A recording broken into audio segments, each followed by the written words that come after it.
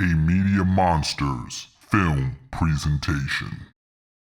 Mic check, Media Monsters on deck. I'd like to thank all my viewers for watching the Media Monster show. As you know, I have a lot of different guests on my show. DJs, politicians, teachers, fashion stylists.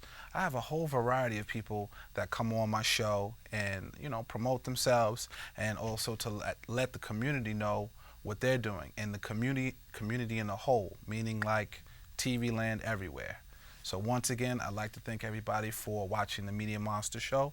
I'm gonna have a very special guest on my show today. Her name is TRINA Patterson. She is a stylist to the stars. How you doing? Thank you for coming on my show. All right, pleasure. All right, wonderful, wonderful. So, stylist to the stars. That's a very big title. You know what I mean? But it definitely fits you because you've been doing the styling for how long? How many years? I just turned 36 and I started when I was 16.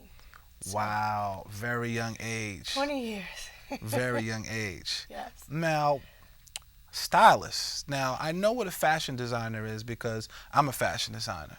Okay? And I know that a stylist is very, very much needed in order to create a look or actually have the vision on how people should wear the fashion after it's made. How did you get into the whole styling business? Like, how did that formulate? My from story 16? is unique because most stylists will come in and it's like, oh, I was in love with fashion. I couldn't live without it. I was going to die if I didn't get Chanel.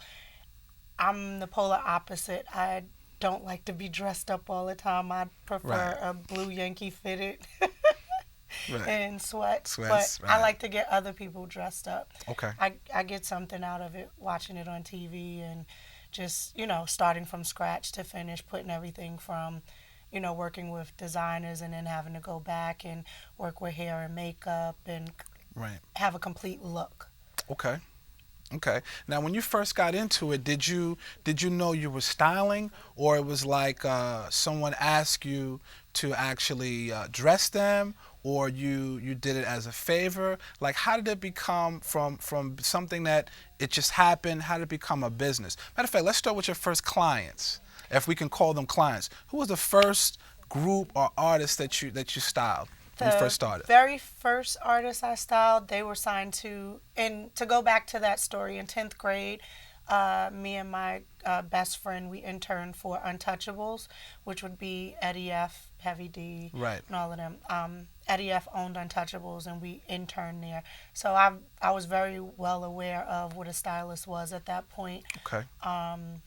So basically, I got into it again. I didn't like getting dressed, but I knew it was a real job. I knew I could do it. Okay. And from there, Eddie had a group. He had a couple of groups signed. He had a group called Porsche, which Donnell Jones was in, which later on Donnell Jones is just Donnell Jones. Yes.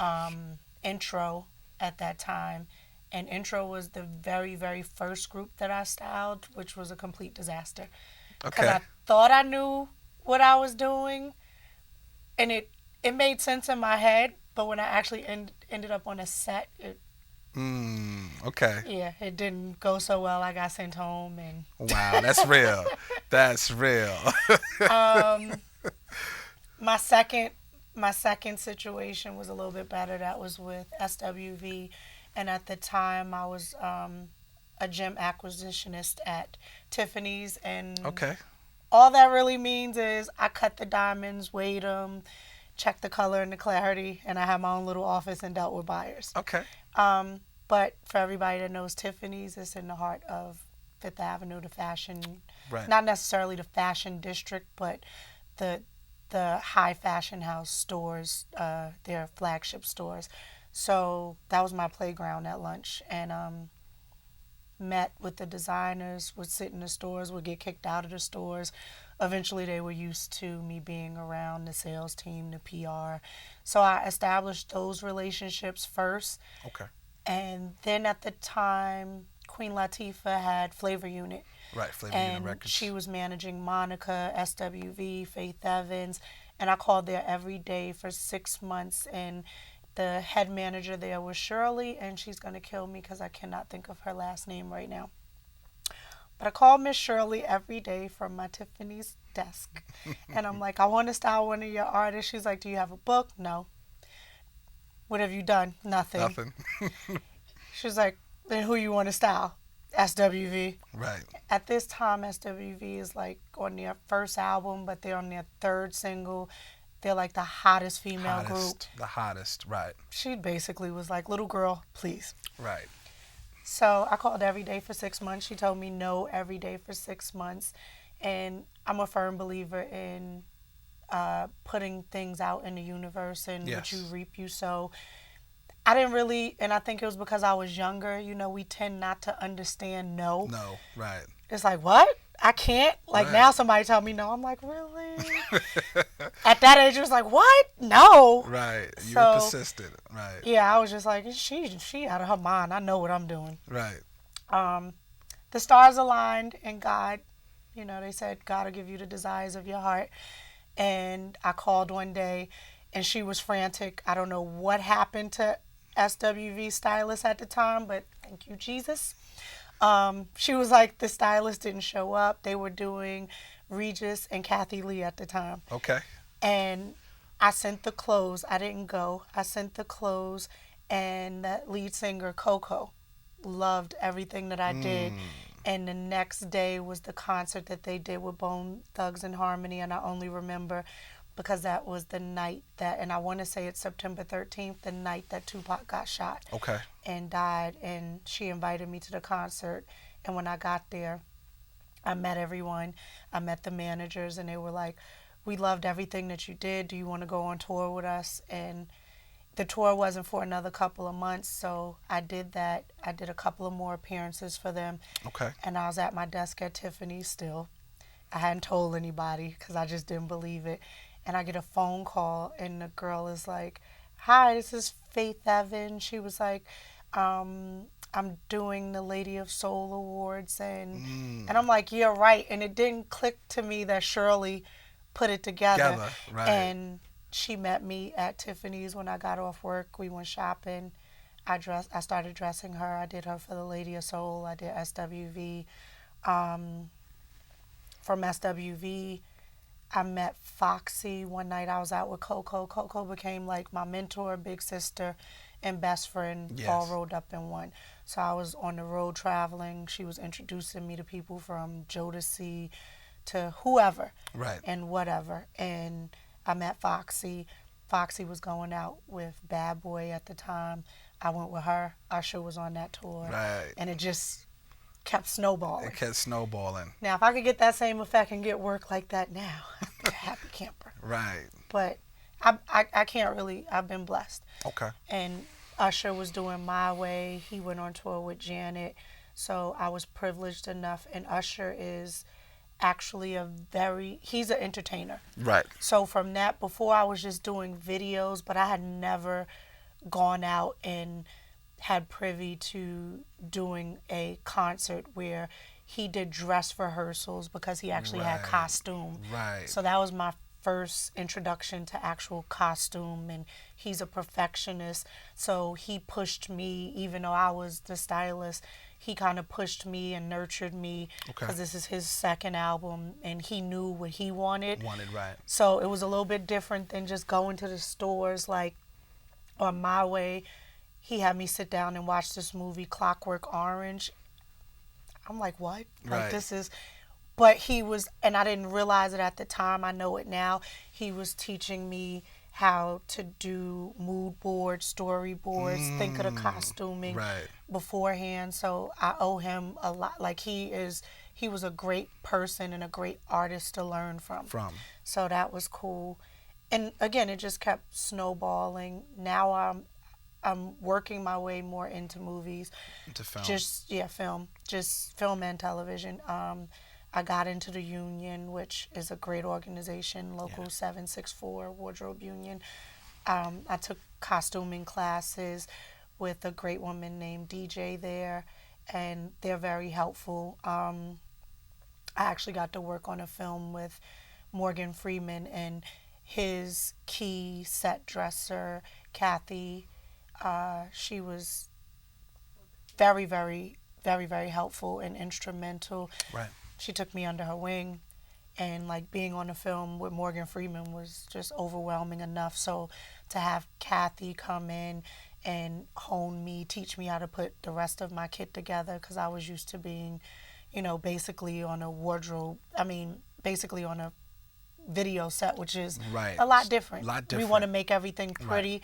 Where this movie, which doesn't come out until it comes out July of this year, Okay. 2012, and being on that set and Morgan played a drunk, it really wasn't. It was a lot of hurry up and wait, but she really held my hand, and amazing.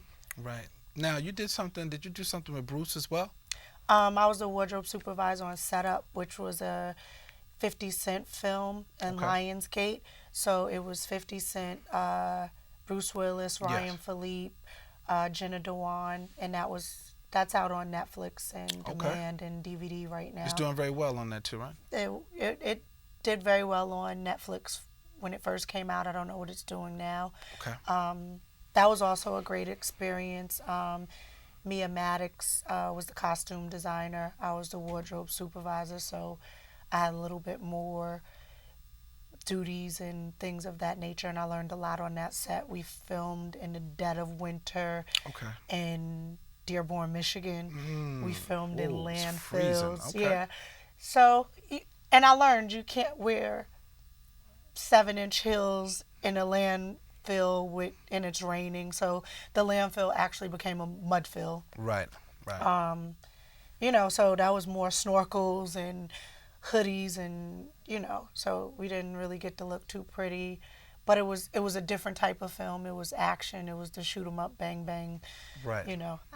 I'm from New York. I ducked every time I heard a gun go off, which gave the directors a little something to laugh at. Right. But overall, it's been a great experience for Fashion Week in September. I was honored enough to get a phone call from a good friend, and I got to style Lindsay Lohan. That was a great experience. I did costume design for the A-List New York season 2, Okay. which, working with the gay guys, and I hope I'm being politically correct because they're all my friends. I love them all.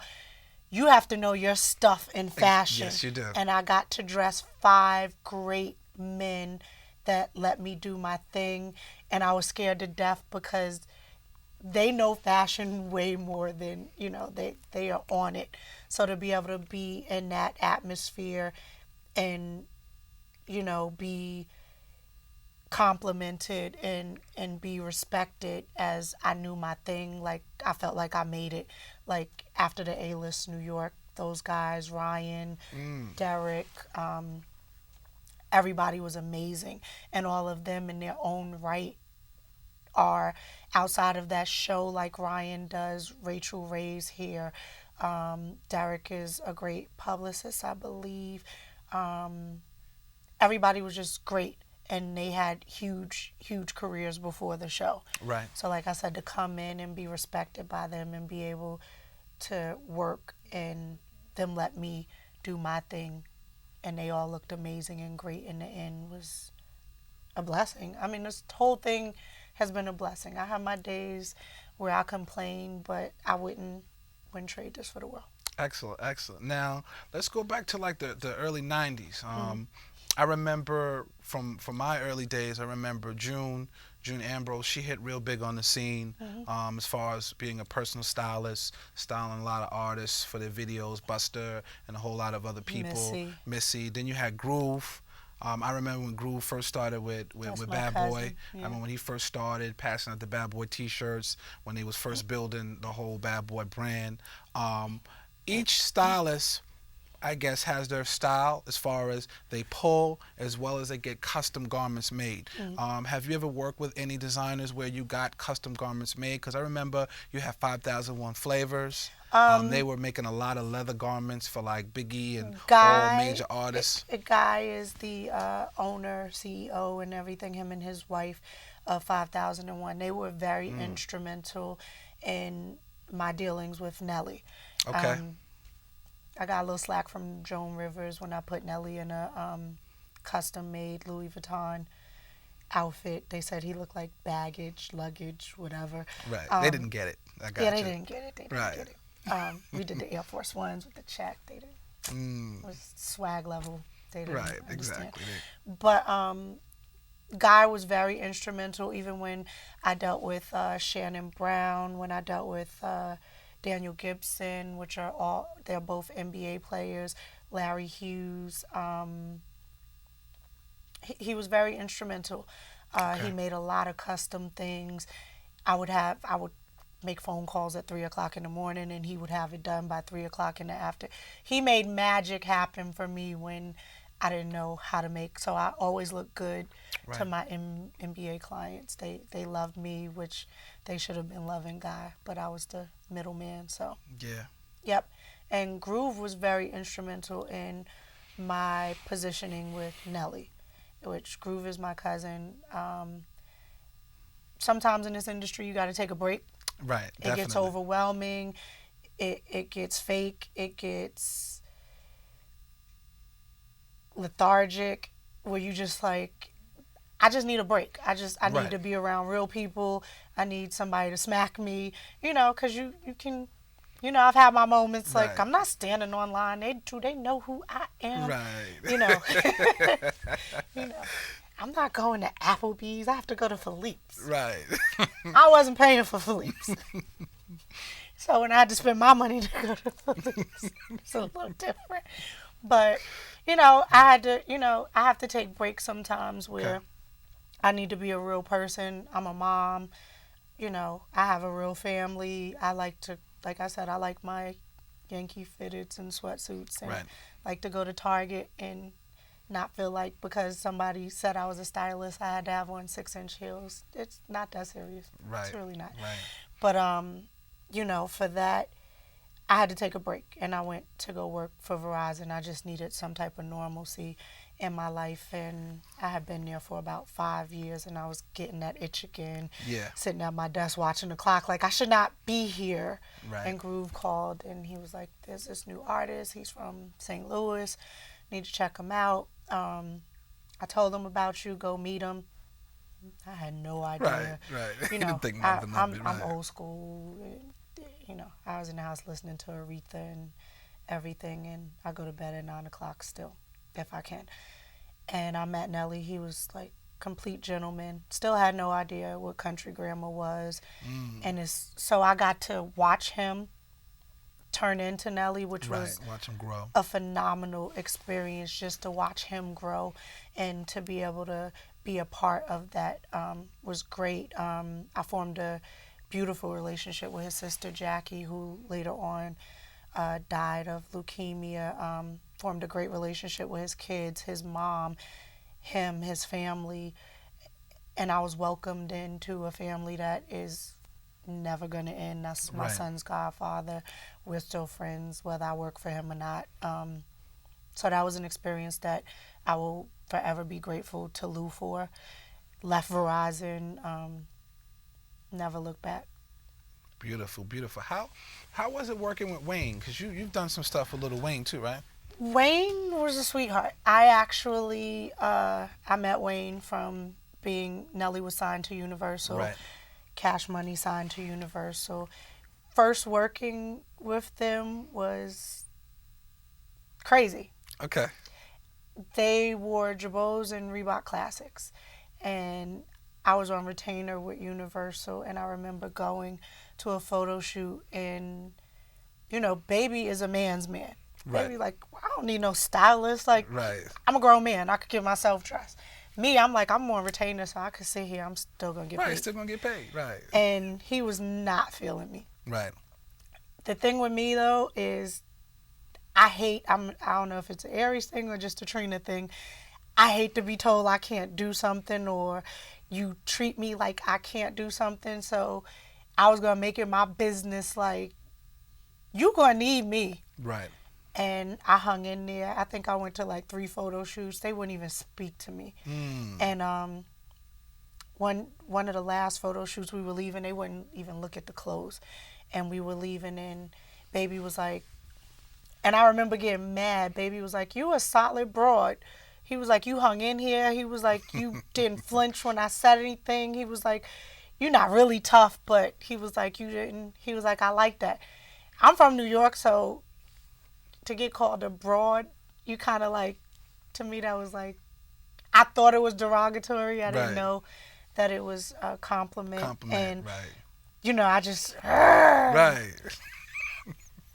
and then Baby was like my favorite person in the whole world. Bro. And then Wayne at that time, Juvie and them were bigger. So working with Wayne came a little bit later, but Wayne was young. So when Right. he did his prom, I styled him for his prom, and he was always a sweetheart. Like I have never, that was like my homie. Right. Like we'd be on tour, playing games and water fights. Like it was cool. Excellent, excellent. Now, you got a website? You got a Um, website or Twitter where people yes. can actually like see your portfolio and check out some of the cool things you're doing? The website is just www.trina, Trina, Patterson, 2T's.com. And Twitter? Twitter is Trina_Patterson. That's it. And I usually haven't been tweeting a lot lately because I've been working. I'm working with this great shoe company, Lucchini Shoes. We've had stuff on the girls from Grey's Anatomy. Carly Craig has worn our stuff. And I'm the creative director, so I've been working on that. I don't tweet as much. Right. And then I'm also working with the jewelry company Saatchi Style, Saachi Style. So that's been keeping me busy, but I try to tweet, and then I'm a mom. I got a 9-year-old that is driving me crazy with the games. So Okay, okay. So let's go into something briefly. Let's give the public, general public, some words of wisdom for those that, and see, this can apply to everything. It doesn't have to necessarily apply to fashion, music, entertainment. It applies to life. Like you said, you had a vision, you had a passion, and you said no matter what people told you you couldn't do, you actually made it your business to show and prove that you were the best at whatever it is that you applied yourself to. What would you say to people that maybe being second guessing themselves? um, first of all, whoever you're looking at, Beyonce, me, June, Morgan Freeman, whoever, it's a process. It's never, nobody ever has an overnight success. We all have a story behind it. It may look like an overnight success to you, but we all have a story behind it. We're all human. What I've just said sounds like a success story, but trust and believe, I have my days where I'll doubt myself. The key to that is getting back up, getting back into the fight. Everybody is going to have days. I have my days where it's like, I'm going to just go get a regular job. I'm going to go work at JCPenney's. I can't do this no more. It's too much. It's too much chasing. It's too much fake and phony. It's too much.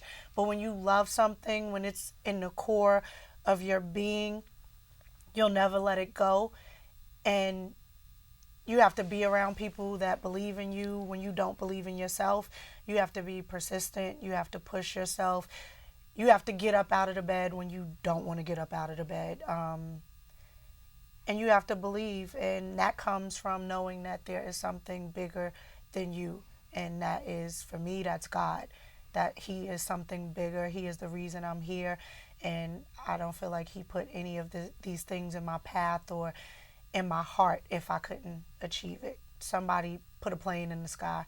So me dressing somebody is not it's not impossible. Excellent, excellent. And it seems like, just talking to you, it seems like you've made a lot of sacrifices over a long time period, as far as, because you do a lot of traveling. You do a lot of traveling. You get the phone calls. You got to go. Photo shoots, videos, movie shoots. How long are movie shoots usually? Movie shoots are usually anywhere from 6 to 8 weeks, and Okay. I do. It. I've done this for so long, since I was 16, and I do have a 9-year-old, so I do sometimes miss that time with him, and Yes. it's heart wrenching sometimes because I am a mom. I miss that time with my significant other sometimes, and you know, I have a great support system. My significant other actually pushes me when I don't feel like it. Again, I have plenty of days laid in the Right. bed like I'm gonna go get a regular job, and he's like, and you're gonna be miserable.